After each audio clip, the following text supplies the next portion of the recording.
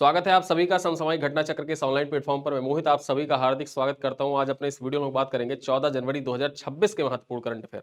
यहां पर देखा जाए daily newspaper based current affair पर प्रतिदिन शाम को 7:30 बजे हमारी क्लास आती है, जिसमें Dainik Jagran, the Hindu, Indian Express, DD news, PIB, ANI के साथ साथ में आकाशवाणी और दैनिक भास्कर के महत्वपूर्ण इनपुट्स को शामिल किया जाता है। जो आपके परीक्षा के लिए बहुउपयोगी इंपॉर्टेंट नोट्स होते हैं उनको यहाँ पर प्रोवाइड किया जाता है। इस क्लास को हम लोगों ने मासिक पैकेज के रूप में भी डिजाइन करके रखा है, जहां पर आपको प्रतिदिन शाम को 7:30 बजे वीडियो क्लास मिलती है। क्लास पीपीटी आपको शेयर किया जाता है, क्लास पीडीएफ आपको प्रोवाइड किया जाता है, प्रिंटेबल पीडीएफ हिंदी इंग्लिश दोनों भाषाओं में अलग अलग आपको प्रोवाइड किया जाता है। साथ साथ में प्रतिदिन 10 एमसीक्यू का ऑनलाइन टेस्ट भी होता है और महीने के एंड में आपको देखा जाए तो कंपाइल पीडीएफ प्रोवाइड किया जाता है। जो पूरे महीने के इंपॉर्टेंट करंट अफेयर्स होते हैं उनका कंपाइल पीडीएफ हिंदी भाषा में अलग और इंग्लिश भाषा में अलग, यानी कि दोनों भाषाओं के जो छात्र छात्राएं हैं, विद्यार्थी हैं, वो इसका लाभ उठा सकते हैं। और इस मासिक पैकेज को आप ज्वाइन करने के लिए इस वीडियो को देखा जाए तो पिन कमेंट को चेक करेंगे तो वहां पर आपको पूरी डिटेल जानकारी मिल जाएगी। साथ ही साथ आप हमारे हेल्पलाइन नंबर पर कॉल करके पूरी डिटेल जानकारी भी ले सकते हैं। चलिए स्टार्ट करते हैं 14 जनवरी 2026 के महत्वपूर्ण करंट अफेयर। उसके पूर्व पिछले वीडियो में हमने क्या पढ़ा उसको एक बार रिवाइज कर लेते हैं, ताकि हमारा रिवीजन भी डेली का डेली होता रहे, जिससे आपको याद भी रहेगा। ठीक है, तो केरल का पहला तितली अभ्यारण्य हमने देखा था। यहां पर देखा जाए केरल सरकार ने कुन्नूर स्थित जो अरलाम वन्यजीव अभ्यारण्य है, इसको राज्य का पहला समर्पित तितली अभ्यारण्य घोषित कर दिया है। और 55 वर्ग किलोमीटर में फैले इस क्षेत्र में केरल के 327 तितली प्रजातियों में से 266 तितली प्रजातियां पाई जाती हैं। ठीक है, जो अपने मड पंडलिंग व्यवहार के लिए जानी जाती हैं। तो यहां पर याद रखिएगा, केरल का पहला तितली अभ्यारण्य कौन सा बना है, तो ये अरलाम तितली अभ्यारण्य। इसको तितली अभ्यारण्य, जो अरलाम वन्यजीव अभ्यारण्य था, इसको तितली अभ्यारण्य घोषित कर दिया गया है और ये डेडिकेटेड है स्पेशली तितलियों के लिए। फिर आगे चर्चा करते हैं। पिछले वीडियो हमने देखा था मेजर स्वाति के बारे में। मेजर स्वाति शांता कुमार को संयुक्त राष्ट्र के द्वारा देखा जाए, यूएन के द्वारा, यहाँ पर जो peace keeping mission, UN peace keeping mission में तैनात है, इनको पुरस्कार प्रदान किया गया है संयुक्त राष्ट्र महासचिव पुरस्कार 2025। ठीक है, तो याद रखना, संयुक्त राष्ट्र महासचिव पुरस्कार 2025 से किसे सम्मानित किया गया है, मेजर स्वाति शांता कुमार को सम्मानित किया गया है। आगे चर्चा करें नलिनी जोशी के बारे में। साइंटिस्ट ऑफ द ईयर इनको घोषित किया गया है। यहां पर देखें, भारतीय मूल की प्रसिद्ध गणितज्ञ प्रोफेसर नलिनी जोशी को न्यू साउथ वेल्स, ऑस्ट्रेलिया का शहर है न्यू साउथ वेल्स, उसके द्वारा साइंटिस्ट ऑफ द ईयर चुना गया है। यह सम्मान पाने वाली वह गणितज्ञ है, पहली गणितज्ञ है। अभी तक देखा जाए जो ये scientist of the year award दिया जाता था, बेसिकली विज्ञान के क्षेत्र में दिया जाता था, पहली बार है कि गणित के क्षेत्र में दिया गया, किसी गणितज्ञ को दिया गया है। ठीक है, जो इस क्षेत्र की लैंगिक विविधता और गणित के महत्व को रेखांकित भी करता है। आगे चर्चा करें श्रीनिवास डेम्पो के बारे में। हमने कल चर्चा की थी श्रीनिवास डेम्पो, इनको इटली का जो नागरिक सम्मान है वो प्रदान किया गया है। नागरिक सम्मान कौन सा है, आर्डिन डेला स्टेला डी इतालविया से सम्मानित किया गया है। ठीक है, चलिए आगे देखते हैं। भारत की आर्थिक वृद्धि पर जो यूएन की रिपोर्ट आई थी, संयुक्त राष्ट्र की रिपोर्ट आई थी, उस पर चर्चा कर लेते हैं। संयुक्त राष्ट्र की रिपोर्ट के अनुसार 2025-26 में भारत की जीडीपी वृद्धि दर कितनी रहने का अनुमान व्यक्त किया गया है, 7.2% रहने का अनुमान व्यक्त किया गया है। मजबूत घरेलू खपत और सार्वजनिक निवेश को इसका मुख्य कारण भी बताया गया है, जो वैश्विक चुनौतियों के बावजूद भारत की अर्थव्यवस्था को स्थिर रखेगा। आगे चर्चा करते हैं। प्रोफेसर श्रीनिवास कुलकर्णी को गोल्ड मेडल प्रदान किया जाएगा। ठीक है, भारतीय मूल के वैज्ञानिक है, खगोल वैज्ञानिक है भारतीय मूल के। यहां पर देखा जाए श्रीनिवास कुलकर्णी को ब्रिटेन के रॉयल एस्ट्रोनॉमिकल सोसाइटी के द्वारा प्रतिष्ठित गोल्ड मेडल प्रदान किया जाएगा। गामा रे बर्स्ट की खोज के लिए प्रसिद्ध कुलकर्णी वर्तमान में अमेरिका के कैलटेक में कार्यरत है। चलिए आगे देखते हैं।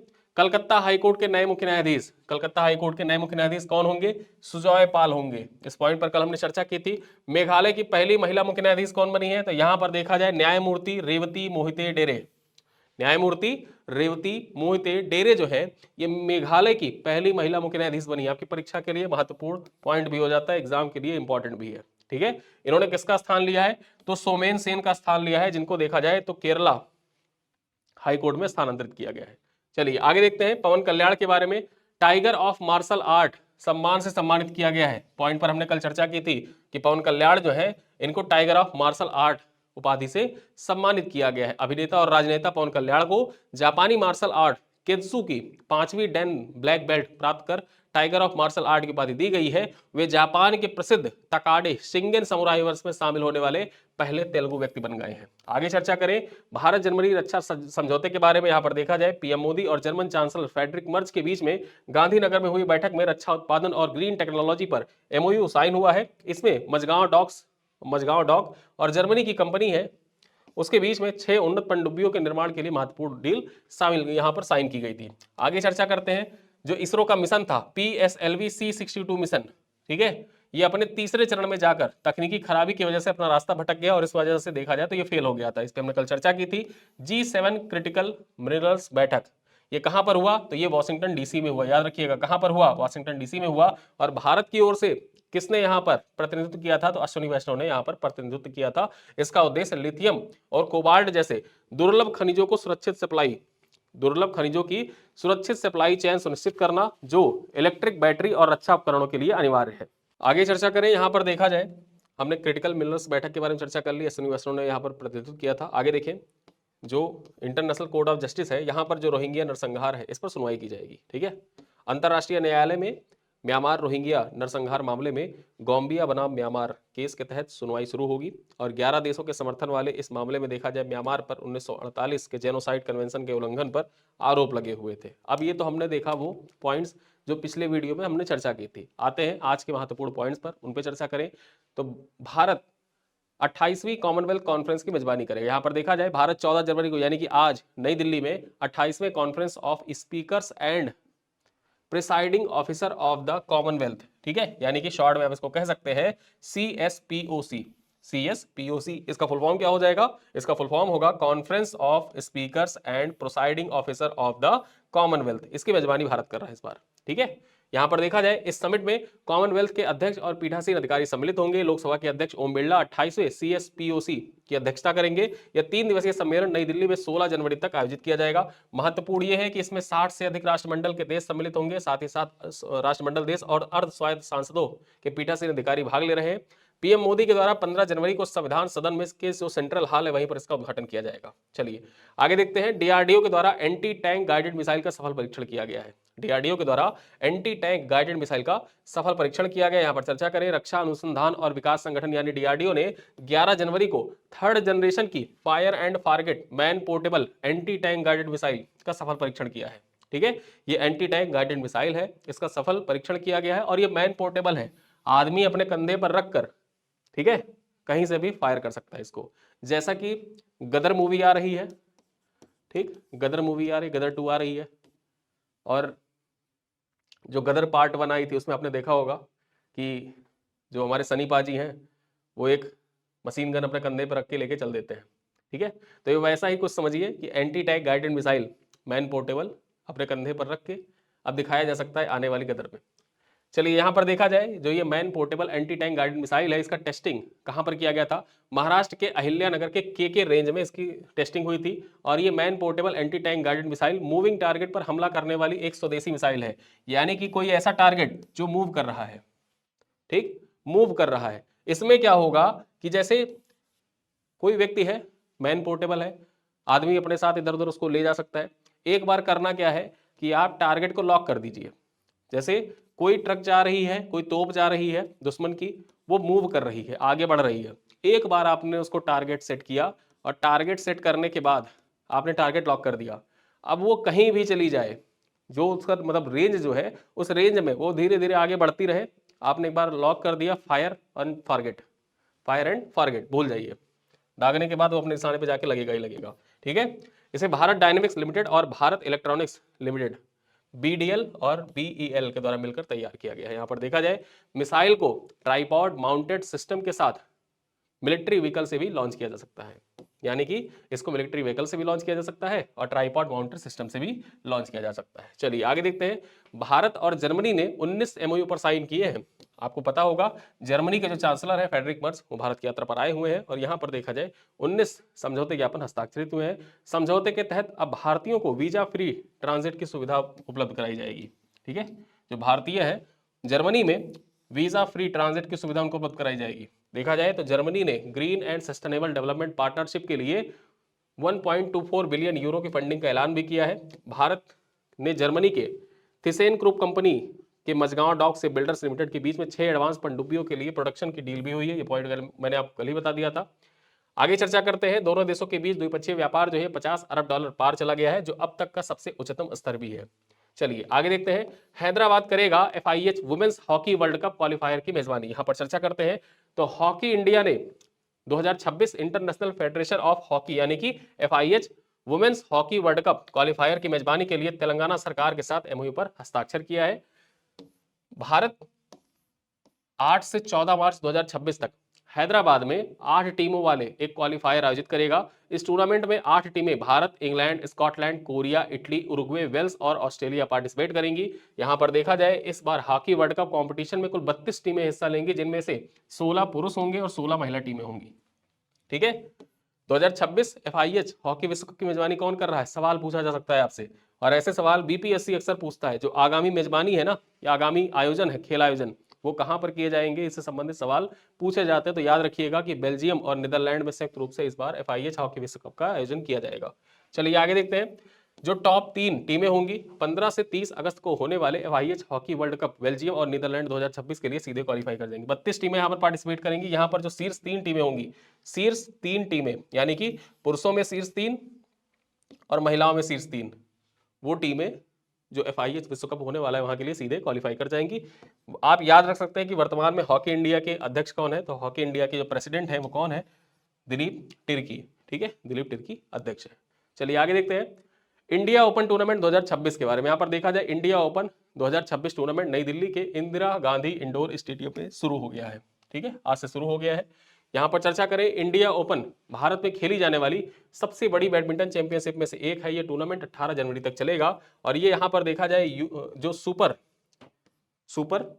750 इवेंट यानी कि 750 इवेंट 2026 जो WBWF वर्ल्ड टूर का दूसरा टूर्नामेंट भी है। ठीक है, आगे चर्चा करते हैं। इस टूर्नामेंट में PV सिंधु, सात्विक साईराज, रंकी रेड्डी और चिराग शेट्टी जैसे प्लेयर भी सम्मिलित होंगे। अगले पॉइंट पर चर्चा करें, कैलिफोर्निया में 83वें गोल्डन ग्लोब अवार्ड सेरेमनी का आयोजन किया गया। यहां पर चर्चा करें 83वीं Golden Globe award ceremony California में आयोजित हुई। बॉलीवुड एक्ट्रेस प्रियंका चोपड़ा यहां पर देखा जाए अवार्ड प्रेजेंटर रही। साथ साथ उन्होंने टेलीविजन ड्रामा कैटेगरी में बेस्ट मेल एक्टर की अनाउंसमेंट की थी। ठीक है, इस बार जो गोल्डन ग्लोब अवार्ड प्रदान किए गए उसमें अवार्ड प्रेजेंटर के तौर पर प्रियंका चोपड़ा सम्मिलित हुई थी। और कौन सी कैटेगरी का अवार्ड दिया है, तो जो टेलीविजन ड्रामा कैटेगरी था उसमें बेस्ट मेल एक्टर की अनाउंसमेंट इनके द्वारा की गई थी। अब यहाँ जो गोल्डन ग्लोब्स 2026 था, विनर्स लिस्ट देख लेते हैं। बेस्ट मोशन पिक्चर का अवार्ड किसको दिया गया है, वन बैटल आफ्टर अनदर को दिया गया है। Best actor in motion picture drama का अवार्ड किसको दिया गया है, वेनर मोरा को दिया गया है। कौन से फिल्म के लिए, द सीक्रेट एजेंट के लिए। ठीक है, आगे देखें best actress in motion picture drama किसको दिया गया है, जेसी बकली को दिया गया है। फिल्म का नाम क्या है, फिल्म का नाम है एग्नेस शेक्सपियर। ठीक है, एग्नेस शेक्सपियर। आगे देखें best supporting actor in motion picture का अवार्ड किसको दिया गया है, स्टेलन स्कॉर्सगार्ड को दिया गया है सेंटिमेंट वैल्यू के लिए। साथ ही साथ best supporting actress in motion picture किसको दिया गया है, टियाना टेलर को दिया गया है वन बैटल आफ्टर अनदर के लिए। ठीक है, आगे देखें बेस्ट डायरेक्टर का अवार्ड किसको दिया गया, पॉल थॉमस को दिया गया है वन बैटल आफ्टर अनदर के लिए। और बेस्ट स्क्रीन प्ले का अवार्ड किसको दिया गया है, पॉल थॉमस को ही दिया गया है यहां पर देखा जाए वन बैटल आफ्टर अनदर के लिए। ठीक है, महत्वपूर्ण पॉइंट ये हो जाती है कि 2025 की चर्चित लिमिटेड सीरीज एंडोलेंस के लिए 16 साल के ओवन कपूर को बेस्ट सपोर्टिंग एक्टर का अवार्ड मिला है। इस सीरीज के लिए स्टीफन ग्राहम बेस्ट एक्टर रहे। लियोनार्डो डिकैप्रियो की film one battle after another को 4 अवार्ड मिले हैं। ठीक है, ये पॉइंट याद रखिएगा। लियोनार्डो कैप्रियो की फिल्म है वन बैटल आफ्टर अनदर, इसको इस बार गोल्डन ग्लोब में 4 अवार्ड मिले हैं। महत्वपूर्ण हो जाता है आपकी परीक्षा के लिए। आगे देखते हैं ब्रिक्स 2026 के लोगों का अनावरण किया गया है। नया लोगो आप देख सकते हैं यहाँ पर, ये है ब्रिक्स 2026 का नया लोगो। इस बार भारत को ब्रिक्स की मेजबानी मिली है, भारत ब्रिक्स की मेजबानी कर रहा है। यहाँ पर चर्चा करते हैं, भारत ने ब्रिक्स की अध्यक्षता 2026 की औपचारिक शुरुआत कर दी है। इसके तहत ब्रिक्स 2026 का आधिकारिक लोगो और समर्पित वेबसाइट लॉन्च कर दिया गया है। विदेश मंत्री एस जयशंकर के द्वारा इसका शुभारंभ किया गया। यहाँ पर देखें 2026 भारत के लिए खास है क्योंकि इसी वर्ष ब्रिक्स के 20 साल भी पूरे हो रहे हैं।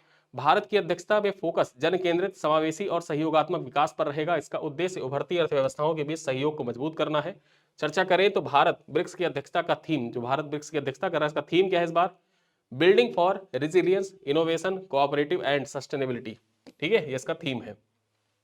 यह थीम मानवता प्रथम सोच और साझा विकास को बढ़ावा देती है।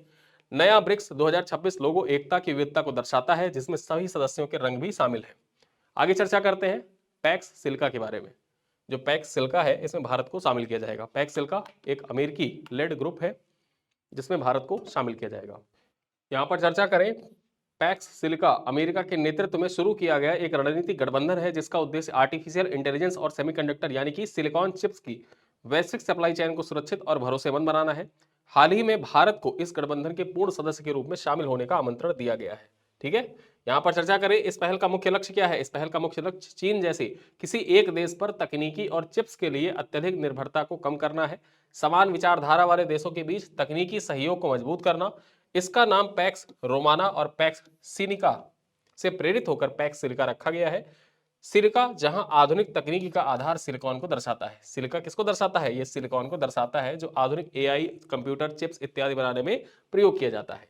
चर्चा करें तो चीन लिथियम, कोबाल्ट और दुर्लभ मृदा तत्वों के परिशोधन में मजबूत पकड़ रखता है जिससे वैश्विक सप्लाई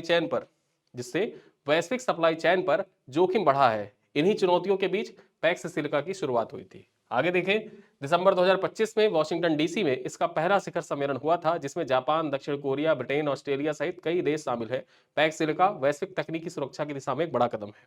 ठीक है, तो यहां पर हमने कुछ महत्वपूर्ण पॉइंट पैक्स सिलिका से संबंधित देखे और अपने अंतिम बिंदु पर चर्चा करें तो अनूप कुमार शाह कोटक महिंद्रा बैंक के पूर्णकालिक निदेशक नियुक्त हुए। ये है अनूप कुमार शाह। इनको देखा जाए तो कोटक महिंद्रा बैंक का पूर्णकालिक निदेशक नियुक्त किया गया, पूर्णकालिक डायरेक्टर नामित किया गया है। चर्चा करते हैं, कोटक महिंद्रा बैंक ने बजाज फाइनेंस के पूर्व प्रबंध निदेशक अनूप कुमार शाह को तत्काल प्रभाव से बैंक का पूर्णकालिक सदस्य नियुक्त किया है। हालांकि यह नियुक्ति नियामकीय अनुमोदन के अधीन होगी। ठीक है, यह उपभोक्ता बैंकिंग, विपणन और डेटा एनालिटिक्स की जिम्मेदारी संभालेंगे।